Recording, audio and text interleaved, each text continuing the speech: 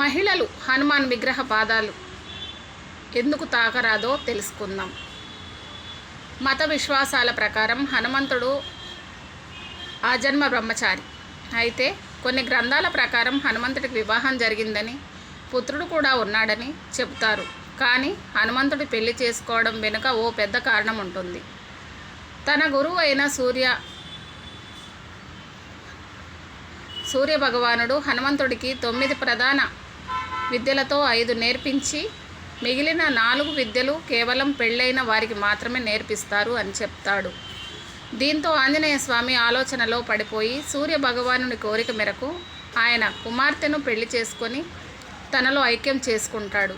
ఆ తర్వాత మిగిలిన విద్యలు నేర్చుకుంటాడు. ఇక హనుమంతుడు ప్రతి స్త్రీని తన తల్లిలాగా భావించి ఆడవాళ్ళు కొడుకు పాదాలను స్ఫురించరాదని, అంటే కొడుకు పాదాలను తల్లి పట్టుకోరాదని అంటారు. అందుకే హనుమాన్ విగ్రహం కూడా ఆడవాళ్ళు తాకటానికి నిషిద్ధం.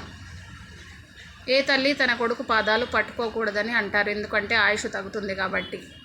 ప్రతి స్త్రీని తన తల్లిగా భావిస్తాడు కాబట్టి హనుమంతుడు తన పాదాలు పట్టుకోకుండా చేశారు.